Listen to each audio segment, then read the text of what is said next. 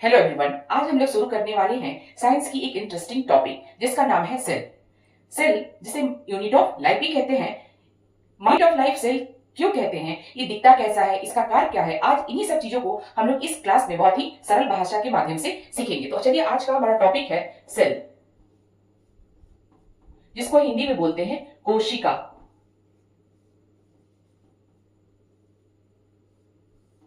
Cell English भाषा है और इसकी हिंदी है कोशिका। लेकिन जब हम लोग इसका साइंस में अध्ययन करते हैं तो सेल को साइंस में बोला जाता है साइटो, और इसके अध्ययन को, इसकी study of cytology, study of cell को बोलते हैं साइटोलॉजी। और इसके खोजकर्ता, इसके डिस्कवर करता कौन है, तो ये थे रॉबर्ट हुक। लेकिन इन्होंने डेड कोशिका की खोज की थी। लेकिन जैसे ही क्वेश्चन ये उठता है कि जीवित कोशिका की खोज किसने की थी, तो वो थे लेवेनहॉक, जिन्होंने जीवित कोशिका की खोज की थी। सेल का सिद्धांत यानी प्रिंसिपल किसने दिया था, तो वे थे स्वीडन एंड सॉन। सबसे छोटी कोशिका किसकी होती है, तो वो होती है माइकोप्लाज्मा की। सबसे बड़ी कोशिका होती है शुतुरमुर्ग की। मानव में सबसे छोटी कोशिका होती है स्पर्म की, और मानव में सबसे बड़ी कोशिका होती है फीमेल के अंडाणु की।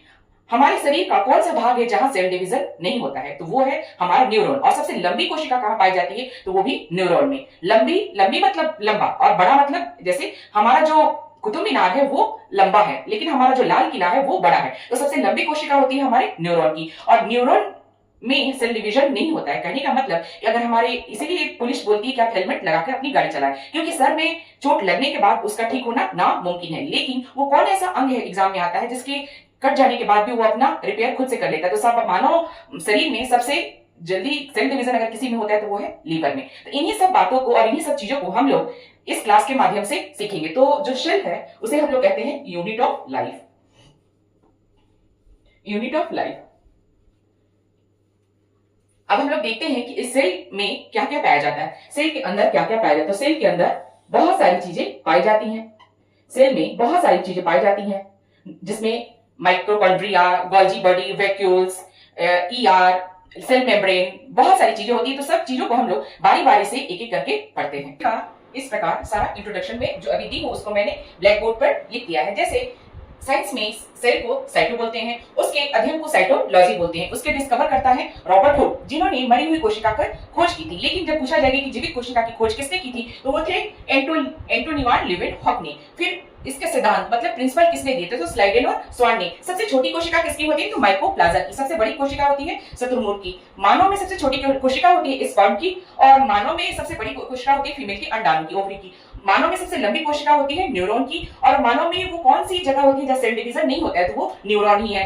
सबसे तेज सेल डिवीजन का काम कहां होता है, तो वो होता है हमारे लीवर में। तो जिस प्रकार एक ईंट से दीवार का निर्माण हुआ और दीवार से एक कमरा बना और कमरे के बनने के बाद एक घर का निर्माण हुआ, उसी प्रकार सेल, बहुत सारे सेल के मिल जाने से हमारे टिश्यू का निर्माण होता है। टिश्यू के मिल जाने से हमारे कोई ऑर्गन का निर्माण होता है। ऑर्गन के निर्माण के बाद ही हमारा पूरा ह्यूमन बॉडी तैयार होता है। तो इस प्रकार हम लोग देखते हैं कि सेल में उसके अध्ययन, उसके जनक, उसके सिद्धांत किस किसने दिया। अब हम लोग देखते हैं कि सेल में कौन कौन से ऑर्गन्स पाए जाते हैं। तो चलिए हम लोग देखते हैं कि सेल में क्या क्या पाए।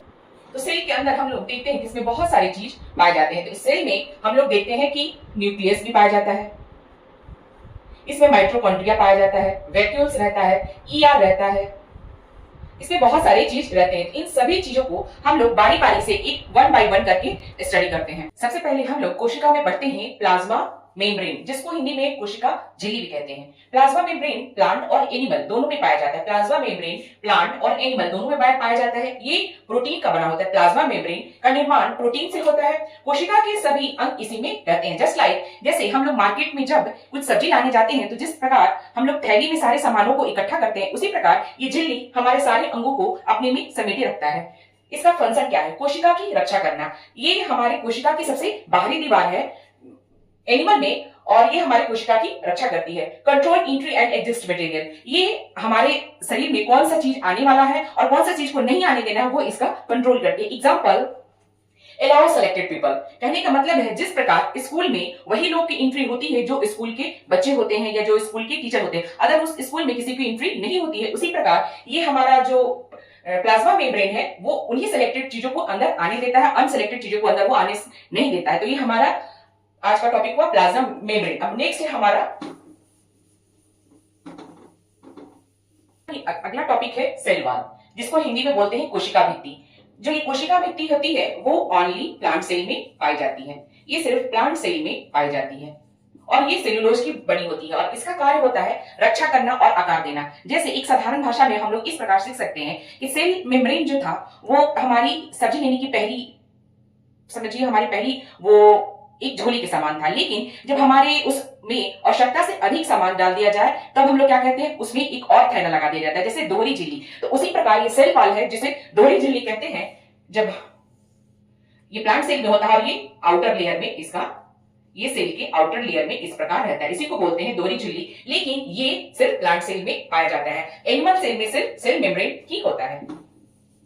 अगला टॉपिक है हमारा माइटोकॉन्ड्रिया। माइटोकॉन्ड्रिया जिसके वैज्ञानिक है अल्टमैन, अल्टमैन ही ने इनकी खोज की थी और इसकी आंतरिक दीवार क्रिस्टल से बनी होती है। ये सेल को एनर्जी देता है और ये power house of the cell करता है। ये सेल को एनर्जी कैसे देता है, जैसे रेस्पिरेशन में जो क्रेब्स साइकिल होता है वो 38 एटीपी का निर्माण करता है। 38 एटीपी से हमारा ग्लूकोज का निर्माण करता है और ग्लूकोज ही हमारे शरीर को एनर्जी और पावर देता है, इसीलिए power house of the cell कहते हैं माइटोकॉन्ड्रिया को। फिर एक क्वेश्चन आता है कि क्रेब्स साइकिल हमारे किस में होता है, तो क्रेब्स साइकिल हमारे माइटोकॉन्ड्रिया में ही, माइटोकॉन्ड्रिया में ही क्रेब्स साइकिल का निर्माण होता है। तो अगला टॉपिक हम लोग पढ़ते हैं। अगला टॉपिक है हमारा गोल्जी बॉडी।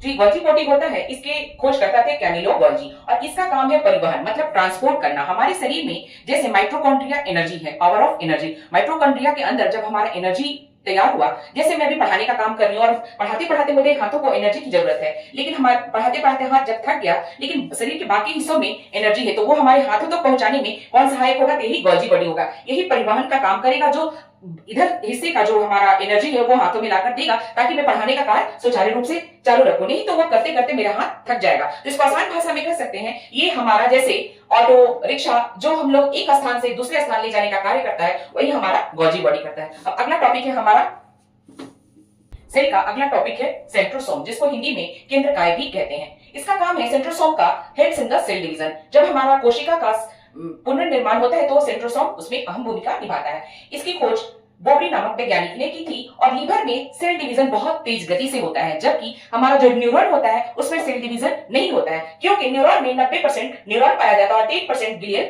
सेल पाया जाता है। इसी ग्लियल सेल में अगर सेल डिवीजन होता है तो वही आगे जाकर कैंसर का रूप ले लेता है। तो uncontrolled cell division are called cancer. इसीलिए कहा जाता है कि लीवर में हमारा सेल डिवीजन बहुत तेजी से होता है, लेकिन ब्रेन में सेल डिवीजन नहीं होता है। इसीलिए सेल में चोट लगने के बाद जीने की संभावना बहुत कम हो जाती है, लेकिन अगर लीवर को किसी कारण से हम लोग काट देते हैं तो वो स्वतः अपना फिर से पुनर्निर्माण कर लेता है। अगला टॉपिक है हमारा ईआर। अगला जो हमारा सेल का टॉपिक है उसको बोलते हैं एंडोप्लाज्मिक रेटिकुलम। एंडोप्लाज्मिक रेटिकुलम जिसको दो भागों में बांटा गया है, एक रफ और एक स्मूथ। जो रफ है वो प्रोटीन सिंथेसिस करता है और जो स्मूथ है वो फैट सिंथेसिस करता है। इसे आंतरिक कंकाल भी कहते हैं। जैसे एक डायग्राम के थ्रू हम लोग देखते हैं जो ये हमारा फैट वाला भाग है और ये प्रोटीन वाले भाग को रफ एंडोप्लाज्मिक रेटिकुलम क्यों कहते हैं, क्योंकि इसे जो ये छोटे छोटे डॉट्स जो दिखाई देते हैं इसको राइबोसोम कहते हैं। राइबोसोम जिसमें चिपके रहते हैं, जिसके कारण वो रफ हो जाता है, जिसको हम लोग प्रोटीन या फिर जिसमें वो प्रोटीन पाया जाता है, जिसे हम लोग रफ एंडोप्लाज्मिक रेटिकुलम कहते हैं। और इधर फैट का सिंथेसिस होने के चलते ये चिकनी सतह होती है, जिसको हम लोग स्मूथ एंडोप्लाज्मिक रेटिकुलम कहते हैं। और अगला टॉपिक है हमारा वैक्यूल्स। अगला हमारा जो टॉपिक है सेल का वो है वैक्यूल्स, उसकी हिंदी होती है रिक्तिकाएं। इसका फंक्शन है वाटर और फूड स्टोरेज का। ये एनिमल सेल में छोटा होता है, जबकि प्लांट सेल में ये बहुत बड़ा होता है। ये पानी और खाना अपने में संचित रखता है। अगला है हमारा राइबोसोम। राइबोसोम पलाडी नामक वैज्ञानिक ने इसकी खोज की थी और इसको हम लोग प्रोटीन फैक्ट्री भी कहते हैं। इसमें सेडिमेंटेशन कोएफिशिएंट होता है जिसके तहत 70S जिसको छोटा और 80S जिसको बड़ा कहते हैं। 70S के अंदर प्रोकैरियोटिक और 80S के अंदर हमारा यूकैरियोटिक। इसका हम लोग एक अलग टॉपिक बनाकर पढ़ेंगे और बहुत डिटेल से पढ़ेंगे, तब ये समझ में आएगा। तो सेल में बहुत सारे पार्ट्स हैं जिसको एक पार्ट में कवर करना मुश्किल है, तो अगला पार्ट हम लोग पार्ट 2 में पढ़ेंगे। धन्यवाद।